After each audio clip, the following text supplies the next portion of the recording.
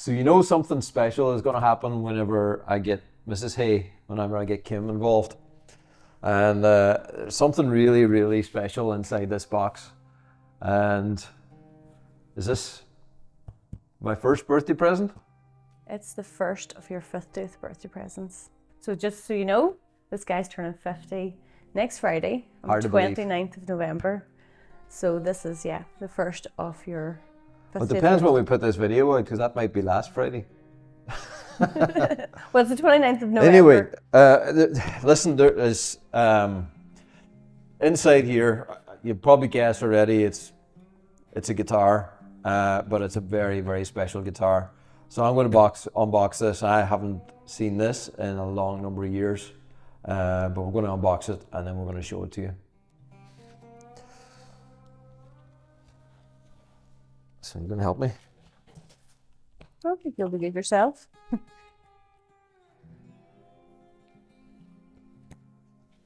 What way is it's glued together? It's funny watching Alistair unbox a guitar. It's normally the customers. Let's see if you're as excited as the customers be. I'm definitely excited. Unboxing a guitar. You need me to hold this end? Right, you pull. No, hold on. Let No? me see. I think I've cut a bit of this. This might be. You need me to hold it? You pull? Teamwork, babe. Teamwork. You're going to fall me off. Thing. No, we're going to have to cut this down.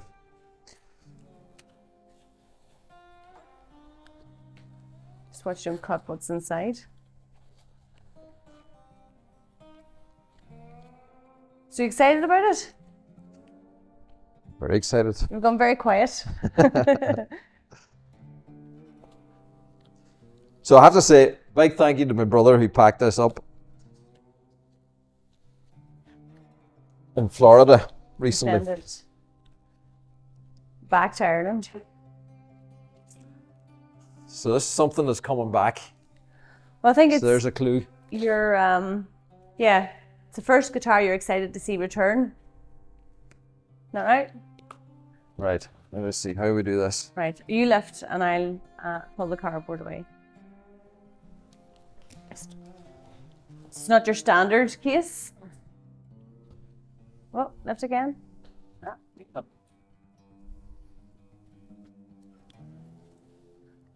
Right. Help me. I'm turning. Yep. Which fingers?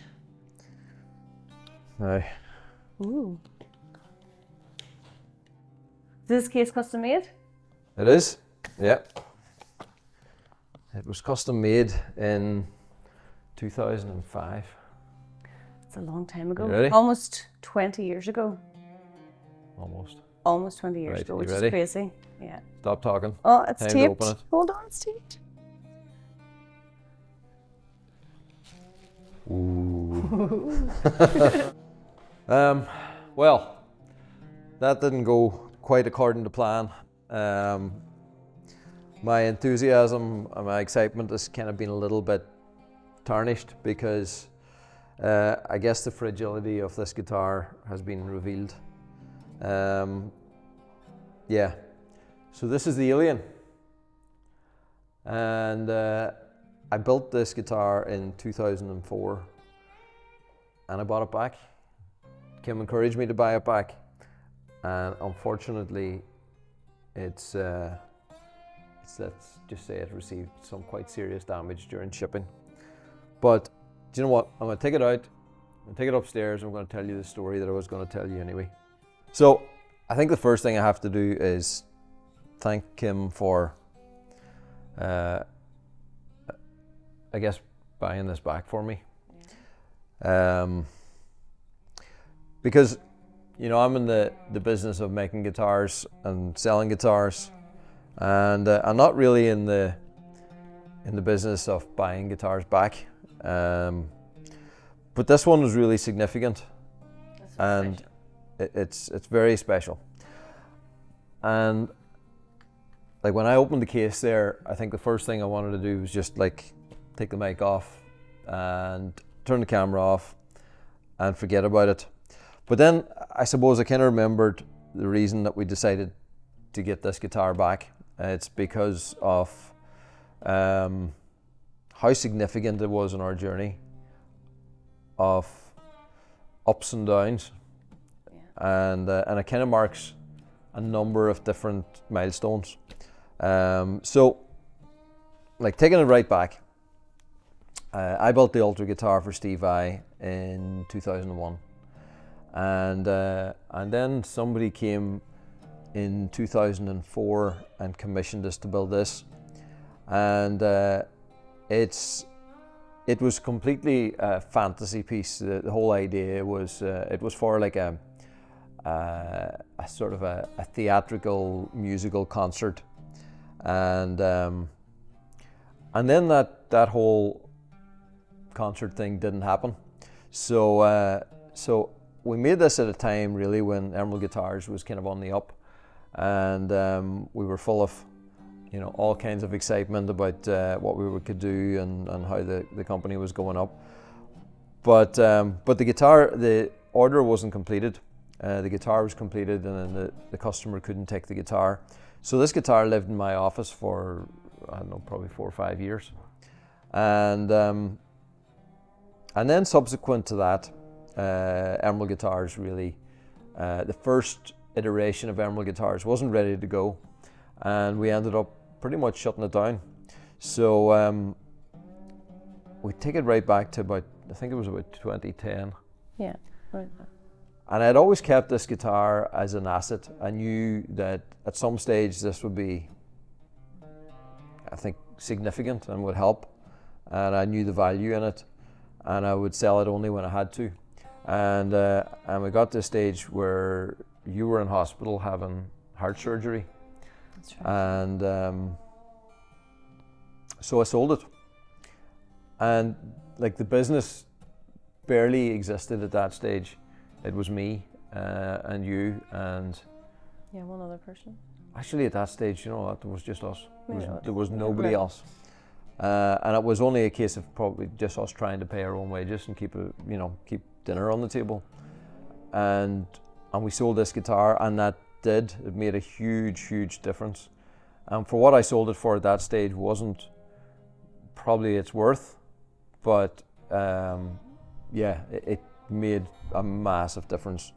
And I think looking back on it now, I see the significance even more. You know, the whole concept on this guitar, which is around the beating heart. And you know, it was a time when you were in hospital having heart problems. So it was the beating heart that kind of kept us alive financially and kept Emerald Guitars alive. And you know, from that then on, I think from that time on, the business grew from just being me to me and somebody else, and you were always helping in the background, and it grew every single year since then. It's had growth. Yeah, the hours of work went into this guitar. Like I remember you doing Steve Vai's custom, and it took 6-8 weeks where you didn't see you come in for dinner. And then when you took on the project of doing this one, I think, it was another big commitment for us as a family, but we knew we had to do it. I think all these guitars, and this guitar was a little bit different because at that stage we had a team in the early stages of Emerald, and I was heavily involved in the design. I think it was initially sketched between Emmett Shinners and Rory McGowan. And the two of them had come up with a concept. I can't remember specifically which, but they penned the guitar initially. And then a lot of the work was actually done by Rory under my supervision. So a lot of the work in this wasn't actually done by me. I mean, I'm sure I had a lot to do with the craziness in it and a lot of those parts that, but it was very much it was a collaborative. But always whenever we made these very significant guitars, there was an impact because you're like, you know, I get tunnel vision. But it's I haven't made many art pieces, but these have been a great expression of my kind of crazy creative side. And then everything behind, you know, is so far away. Making a guitar that's made in one piece, it's the simplest, purest form of how to build a guitar. Well, this is one of, how many customs like this have you done? I guess fantasy customs, only maybe 5 or 6. Well, So, I said well, 12. so you've got the ultra guitar. So, and the one led to the other. So the ultra guitar came first. You know, that album cover inspired me to build the ultra guitar. Then this was inspired by The ultra guitar. the ultra guitar. The customer saw the ultra guitar, he decided he wanted this. Then this was put out there in photographs on the internet, and Lee Holmes saw this. That's right. And commissioned me to build Bahamut. The guy in Thailand saw Bahamut, commissioned me to build Draco. Dennis Lau saw Bahamut and asked me to build the Phoenix, and which then led on then to doing Sulach, the other dragon violin. You know, so one thing led to the other on all these guitars. So yeah, just great stepping stones. But I was so excited to see this coming back, and but it's taken, as you can see, it's taken quite a lot of damage. So the whole guitar, really, what I wanted to do with this is make something that looked entirely unplayable, but it's actually a very playable guitar. But I see some, you know, like the frailties and how we made some of this. This pipe comes down here, which is supposed to be like the artery, you know, coming up out of the heart, and it was made using copper pipe. So in the case, it must have got compressed here. It broke off all these parts, which were, I can see they were made out of fiberglass extrusions and shaped. So they were just a little bit fragile, definitely not as strong as they should be. So whenever that took an impact there, it's broken all these. It's broken it off here where it connected back into this little socket, and sort of scraped a lot of the surface. It's not a big deal, we'd be able to fix that. And then the part I kind of almost hate even more is it's taken an impact on the arm, and it's broken off the carbon where it connected here onto the head. It's damaged in here and compressed this. So somewhere along the lines, it's taken some pretty heavy impacts. And you have the tails. See, well, these, I knew these were broke off. Oh, they were. So on the listing and reverb, it mentioned that these were broken off. And it had mentioned that this was damaged here, and I seen all the photographs of it. I know it wasn't damaged in advance. This happened during shipping, and that's the risk you take. But is it in tune? And that's the crazy thing. Look, still in tune.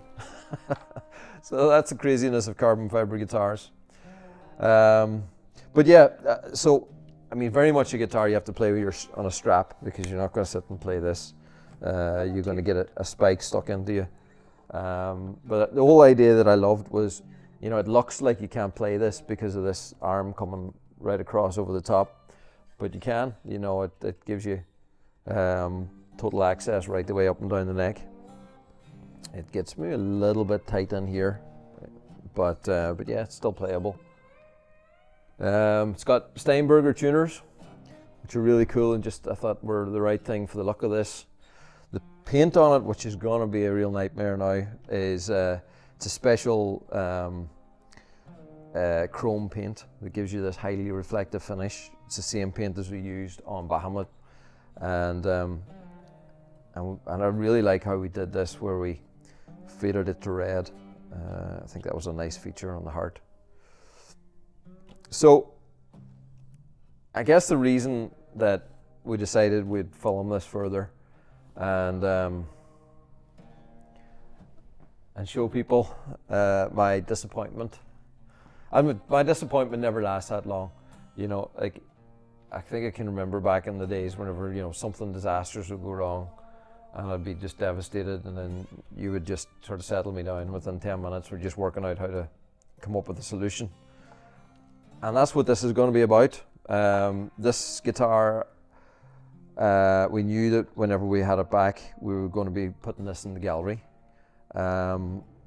It's going to be significant to have, you know, one of my early pieces, an original piece of my artwork, back in the gallery that people can come here and see. So I'm going to take it, I'm going to repair it. No doubt we'll film it and let you see it as it's being repaired. And yeah, we'll bring it back to its glory. Maybe even make it a little bit better in a few spots. Well, it was kind of, you're always good at fixing things. I remember when the kids, when something broke, it was always Daddy can fix it.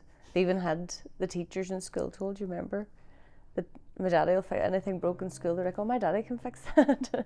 I think we took that too far though, the day that Natasha brought me a dandelion and asked me could I put it back together again. After she blew it. After she blew the head off it. Yeah, but no, I think this is going to be a nice project for you to restore, bring back to its former glory. I think when you showed me that it had listed, I think it was a customer had notified you that it had gone up. Friend Steve had shown me. And then you showed me, I remember we were lying in bed having a coffee, it was a Saturday morning. So, yeah. And you were like, oh, you know, I hope it goes to a good home. And I was like, what do you mean? It's coming home to us? And you were like, no, we're not. We don't buy back guitars. And because of the significance of this guitar, and I think of the work that went into it and just the value it had to us when it was sold, you know, it did help us survive. You know, in the early days of Emerald Guitars, we literally were living week to week. You know, anything we made had just been reinvested back into the business. So we're taking a minimum wage just to kind of, as little as we could every week is what we took out to kind of sustain us and put everything else back into the guitar business. So I think this helped us, I think, get a step up in the right direction when it was sold, to put extra funds in the account and just help us. And I think when you sell a piece like this and you sell it for a significant amount of money, back then it kind of gave you that heart and inspiration that people believed in your work. You know, times where are you getting all emotional? It's like this video, the heading is what made Ali cry, or Alistair. I call him Ali, but I think we've had so many of those moments where, you know, work's hard, the working 18-hour days and trying to do everything from build the guitars, source the materials for the guitars, market the guitars, sell the guitars, even hand deliver the guitars when we didn't have 2 pennies to rub together. I think when somebody spent a significant amount of money in one of these custom builds, I think it was that nod in the right direction for you to keep going when you felt like giving up. Yeah, it was. They always came along at the right time. I always felt, that it just... And I, you know, I'm getting emotional, but it's not because the guitar got broken. It's just because of the significance. And like there were so many days where it was just hanging on by our fingertips. It really was. You know, being at a Thursday, hoping you could pay the bills on a Friday. Well, I think we didn't mind if we didn't take wages. I think we always felt responsible for our employees, and at that stage we only had 2. You know, or kind of the early days, there was 1, there was 2, there was 3, there was 4, and their wages got paid before ours, you know, and it was those Fridays or Thursdays where I'm looking at you thinking we don't have the money to cover, and we didn't want to ask family for help. We kind of always had faith that we would just get enough to cover things each week, and we did.